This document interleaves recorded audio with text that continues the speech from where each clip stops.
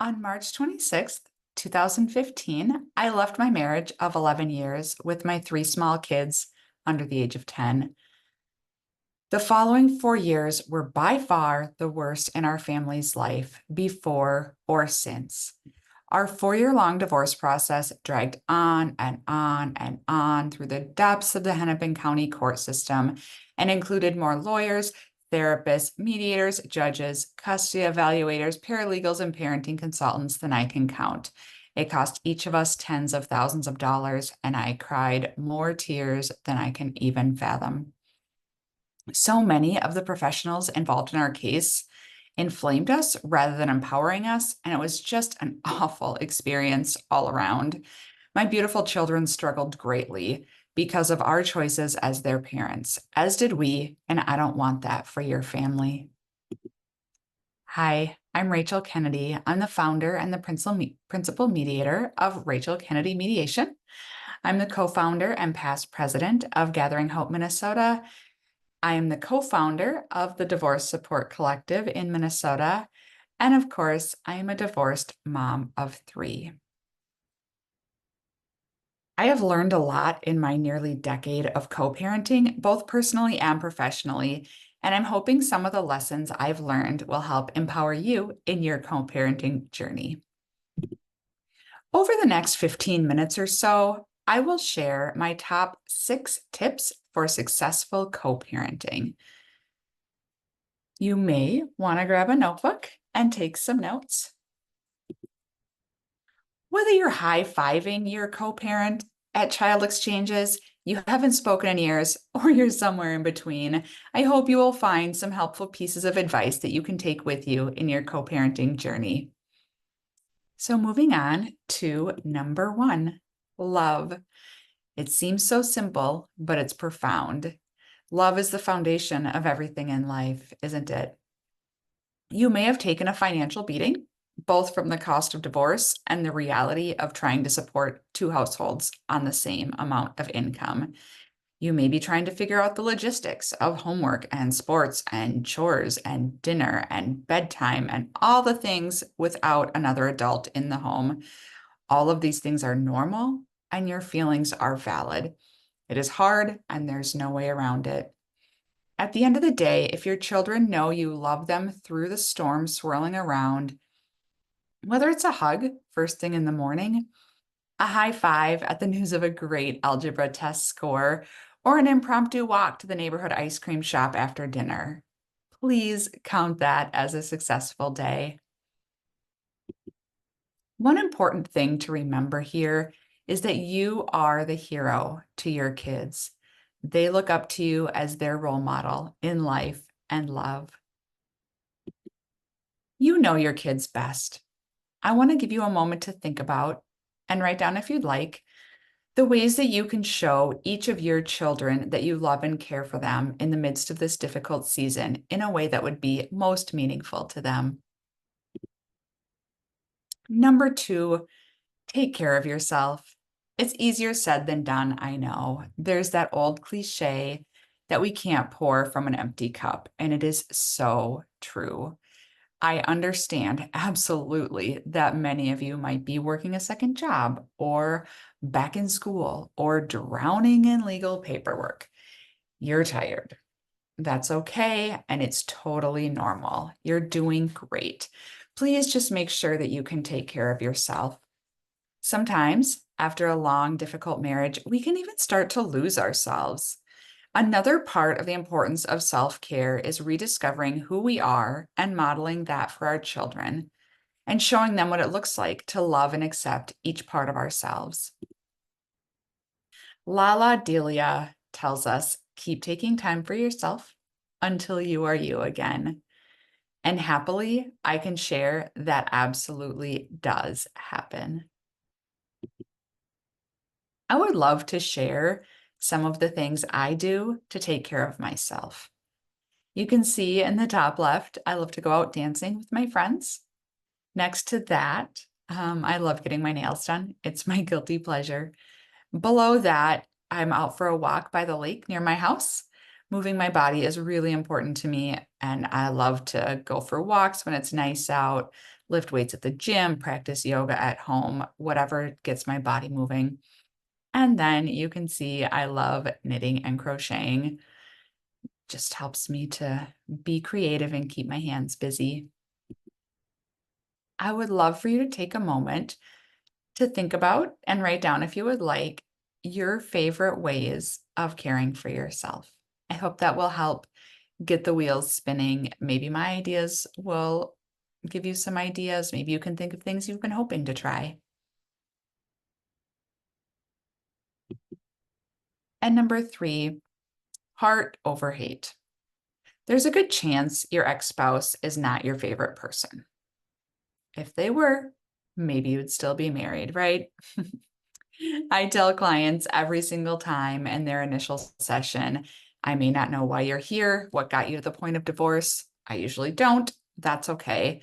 But what I do know is that there are little people in the middle of this who didn't ask to be here, and their well-being is the most important thing.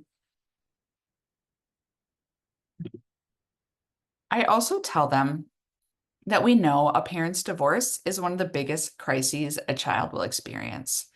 The best way to keep that crisis from becoming a trauma is to make sure they have support around them. We as parents have the incredible opportunity to connect with our children's hearts as we walk this journey with them. When our children are adults, we want them to be able to see our divorce as just a thing that happened in the rearview mirror rather than this huge earth-shattering crisis. Regardless of financial struggle, emotional roller coaster, or the legal turmoil this experience might bring, if we are connecting at a heart level with our children, we will all weather the storm and come out on the other side more beautifully than we could ever imagine. As a parent, almost a decade into this journey, I can say absolutely this is true. And another piece of this is to connect to our children's hearts as we are making decisions for and about our children. It can be easy to make decisions coming from a place of hurt or even hate for our ex-spouse, but we can do better than that. We must insist with ourselves that we connect with our own heart and our children's hearts and make decisions from that place. We will choose heart over hate. Number 4, respect the other parent as the other parent. Related to the previous point, it can be easy to get overwhelmed with our hurt and throw our co-parent under the bus. It is important to remember that the other person is our child's other parent. Whether through nature, nurture, or both, our child gets half of who they are from each parent. Respecting that will do a lot to gain trust from our kids. If we are continually speaking poor of the other parent, our beautiful and wonderful children might start to wonder if there is something wrong with them, if we believe there is something so terribly wrong with their other parent. That said, there is a small caveat to that. Some people in this space will say never to say a negative word about the other parent. I can't say I fully agree with that. We should absolutely never make things up about our co-parent or vent to our children. That is entirely inappropriate and puts our children in an unfair spot. However, I also can't get behind lying to our children and pretending everything is okay if it's not. That sometimes means that there might be true things that are uncomfortable to hear. The biggest things to remember with this are, number 1, keep things strictly on a need-to-know basis. Number 2, share only the truth and only what is fully necessary, again, on the need-to-know basis. Number 3, keep it as kind and respectful as possible. And number 4, keep it age appropriate. If you would like, I invite you to use your notebook and make a list of your 3 favorite things about your co-parent. It might be tough, but I believe it may help to reframe things and see the silver lining in the midst of a difficult situation. Number 5, assemble your A team.